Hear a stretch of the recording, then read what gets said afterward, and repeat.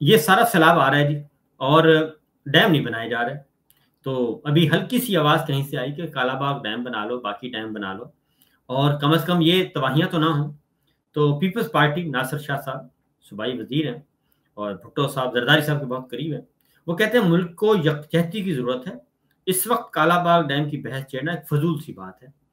अब ये इनसे शाह साहब से बंदा पूछे कि जाली निज़ाम कायम कर लिया गया, इलेक्शन चोरी हो सकता है, मैंडेट चोरी हो सकता है, गुंडागर्दी हो सकती है, दहशतगर्दी के बेगुनाह लोगों पे मुकदमा दर्ज हो सकते हैं, जेलों में भरा जा सकता है, आइन को तोड़ा जा सकता है, गैर आइनी तरमीम की जा सकती है, आर्मी चीफ की मुद्दत बढ़ाई जा सकती है, ईवान सदर फार्म 47 के तहत लिया जा सकता है, गवर्नर हाउस लिया जा सकता है, बंदरबांट हो सकती है और हज़ारों लोग जो हैं इस वक़्त लाखों लोग बल्कि हज़ारों नहीं लाखों लोग इस वक़्त बेघर हो चुके हैं और उनका खरबों रुपए का नुकसान हो चुका है और कमाने वाले जो हैं वो आपके ये हाउसिंग सोसाइटियों वाले real estate Aleem Khan and company और बाकी लोग वो खरबों के सौदे हैं। वो सारा कुछ हो सकता है, अदलिया तबाह हो सकती है, लेकिन कौमी मफाद का एक मंसूबा वो नहीं बन सकता, कालाबाग डैम नहीं बन सकता। ये कह रहे हैं कि बाकी जो मर्ज़ी करेंगी, लेकिन कालाबाग डैम कोई अच्छा काम नहीं आपने करना, कोई ऐसा प्रोजेक्ट नहीं करना जिससे मुल्क को फ़ायदा हो। तो इसलिए मुल्क तो पहले ही तबाह-बर्बाद हो चुका है और पिछला इतना अरसे से पाकिस्तान तबाही की तरफ है। तो मज़ीद ये सैलाब ने सबको बेनकाब कर दिया, सबके जो चेहरों पे पर्दे पड़े हुए थे, नोच दिए उनको, वो सारी बातें आ गईं। और फिर आगे बढ़ते हैं जनाब ये सारी क्योंकि उमैर खान न्याज़ी साहब ने इसका जवाब दिया क्योंकि ये रूड़ा प्रोजेक्ट जो है, वो ये तो सारी बातें अब सामने आ चुकी हैं कि ये सारा मरियम साहिबा ने इसको सपोर्ट किया और उन्होंने ही मंजूरी दी, उन्होंने ही सब कुछ किया। ये सब कुछ करने वाले तो ये खुद हैं और इल्ज़ाम लगाते हैं जनाब इमरान खान साहब पे और उन लोगों पे जो हुकूमत में नहीं थे उस वक़्त। तो ख़ैर आगे ये सारा का सारा जो जाली निज़ाम था, ये सारे का सारा जी, ये सैलाब में गर्क हो चुका है और उसके बाद कोई पूछने वाला नहीं है। आगे बढ़ते हैं सितंबर में इमरान खान साहब एक बड़ा ऐलान करने वाले हैं क्योंकि उन्होंने उस तरफ सफ़र शुरू कर दिया है। इसलिए इमरान खान साहब भी सितंबर में ये जो निज़ाम है, इससे निकलना चाहते हैं और इस्तीफ़ों के बारे में वो संजीदगी से गौर कर रहे हैं। पहले मरहले में उन्होंने ऐलान कर दिया है और अपने अरकान पार्लिमान को चेक कर लिया है कि वो ताकि ये साबित किया जा सके कि तमाम अरकान पार्लिमान, तमाम पार्लियामेंटेरियंस, तमाम पार्लिमानी पार्टीज़ इमरान खान साहब के कंट्रोल में हैं, उनकी बात सुनते हैं और उनको फ़ॉलो करते हैं। इसलिए पहले मरहले में कायमा कमेटियों से इस्तीफ़े लिए गए हैं, चेयरमैनशिप से इस्तीफ़े लिए गए हैं, उनकी मेंबरशिप रुकनियतें छोड़ दी गई हैं। वो सारे इस्तीफ़े स्पीकर को सबमिट हो चुके हैं और तमाम मराआत अरकान पार्लिमान पाकिस्तान तहरीक-ए-इंसाफ के जो थे, उन्होंने वापस कर दी हैं। तमाम मराआत वापस कर दी हैं और उन्होंने अपने इस्तीफ़े सबमिट कर दिए हैं। तो उसके बाद अगला मरहला जो है, ज़िमनी इलेक्शन का वो बायकॉट कर चुके हैं, उसको भी PTI, core committee, political committee ने ओन किया है, उसको भी एक्नॉलेज कर लिया है और अब मिन्नतें की जा रही हैं पीटीआई के लोगों की और शहबाज शरीफ साहब एंड कंपनी कर रहे हैं कि जनाब आप सिस्टम में रहें, आप इस्तीफ़े ना दें और इस्तीफ़े स्पीकर को कहा जी कि आप अभी इस्तीफ़े मंजूर भी ना करें। और दूसरी जानिब ये कहा जा रहा है कि इस्तीफ़ा उसके बाद अगला जो मरहला है, इमरान खान साहब का जो अगला मरहला है, वो है कौमी असम्बली से इस्तीफ़ों का और अपने जितने भी क्योंकि मखसूस नशिस्तें उनकी छीन ली गई,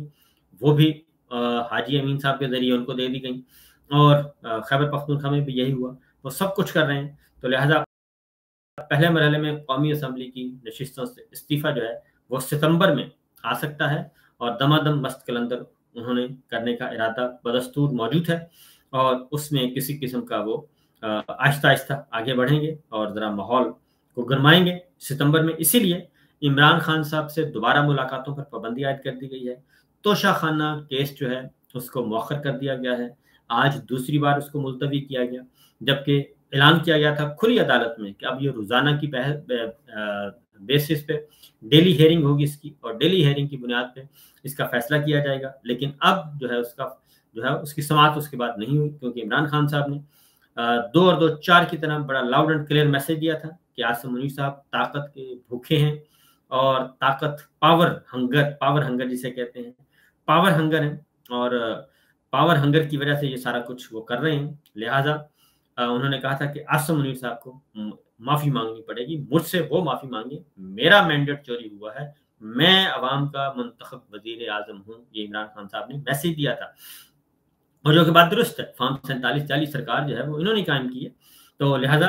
वो बिल्कुल उस पे कायम है और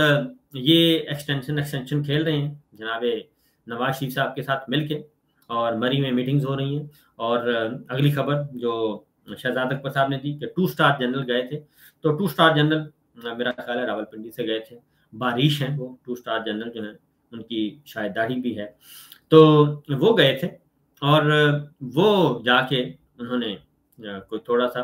तड़ियाँ-छड़ियाँ लगाई होंगी यकीनन कि जनाब ज़्यादा पंगे-वंगे ना करें और चुप करके आप 5 साल एक्सटेंशन का नोटिफ़िकेशन जारी करें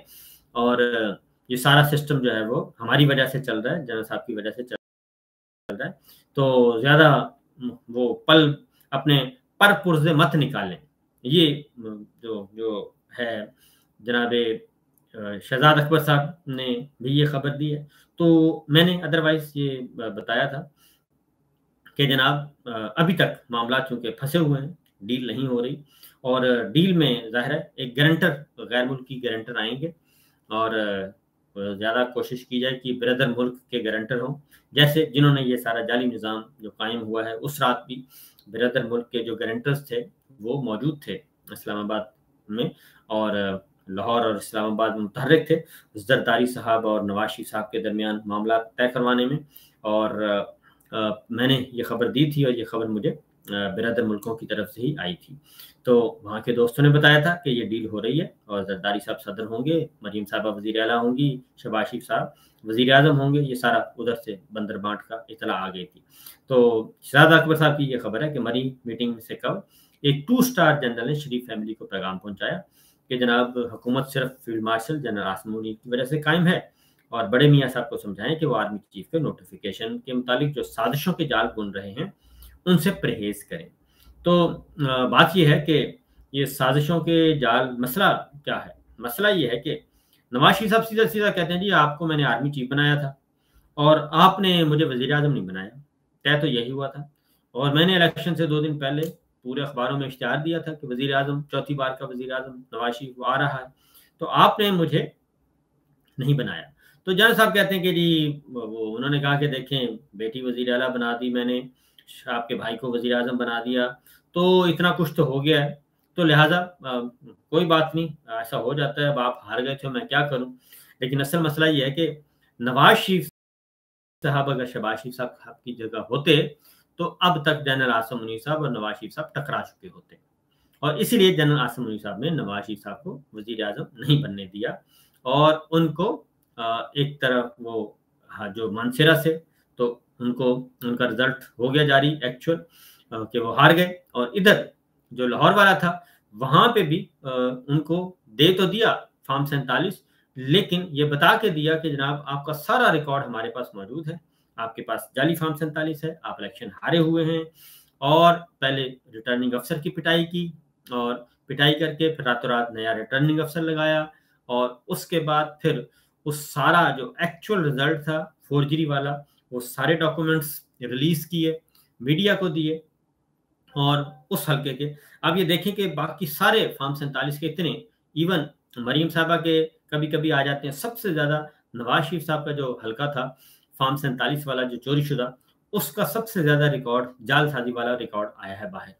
और इसलिए नवाज शरीफ साहब को बताया गया कि जनाब आपकी औकात ये है। तो इसलिए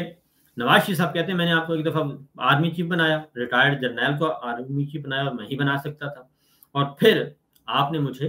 वज़ीर आज़म नहीं बनाया, शहबाज शरीफ साहब को बना दिया। तो ये आपने ज़्यादती की है। लिहाजा अब मज़ीद आप मुझसे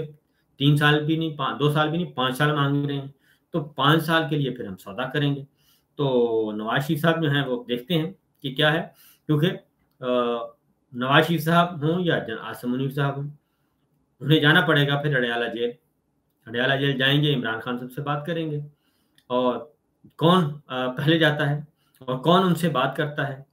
और क्योंकि नवाज शरीफ साहब सीधी-सीधी बात जो इमरान खान को भी यही कहेंगे कि ये जो कुछ किया है ये जना आसिम मुनीर साहब कर रहे हैं, मैं तो कर नहीं रहा।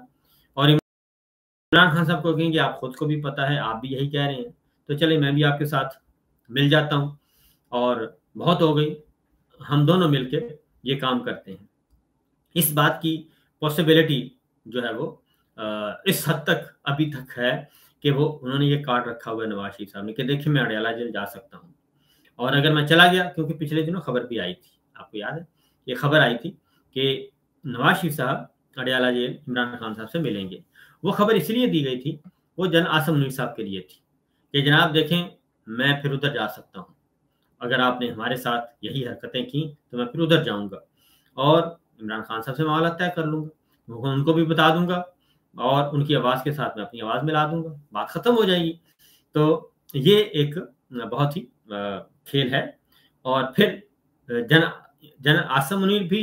इमरान खान से डरा रहे हैं नवाज शरीफ साहब को और सारे जरदारी साहब को, मरीम साहबा को कि देखें अगर मैं ना रहा और अगर नया आर्मी चीफ आ गया, वो पता नहीं कैसा होगा, वो आपकी इतनी ताबेदारी करेगा या नहीं करेगा, वो इमरान खान का इतना बड़ा दुश्मन होगा या नहीं होगा, पता नहीं कौन होगा, कैसा होगा। तो लिहाजा ये देख लें, अगर आपने मुझे एक्सटेंशन ना दी तो फिर मैं भी इमरान खान के साथ जाके उनको बता देता हूँ कि भी आए, गलतियां माफ करते हैं, माफी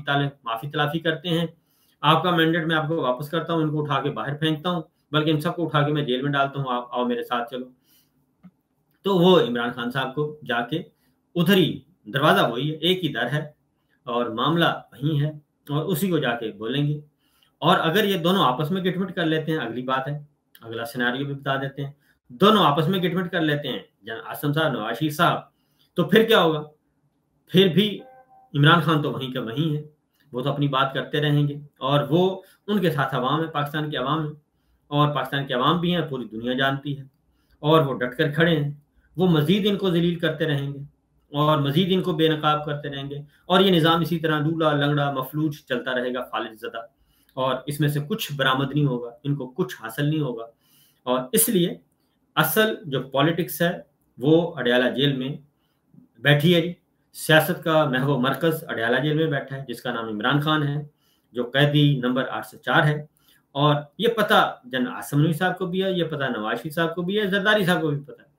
जरदारी साहब चूंकि पीपल्स पार्टी इसलिए थोड़ी सी पुरसकून रहती है कि ये सारा जो जुल्म सितम हुआ है ये पंजाब में हुआ है और सिंध में इतना जुल्म नहीं किया गया, और ये पंजाब में दंगल हुआ है, खैबर पख्तूनख्वा में हुआ है। लिहाजा मेरा तो बराह रास्त पीपल्स पार्टी ये सारे जुल्म सितम से हमारा कोई ताल्लुक नहीं है।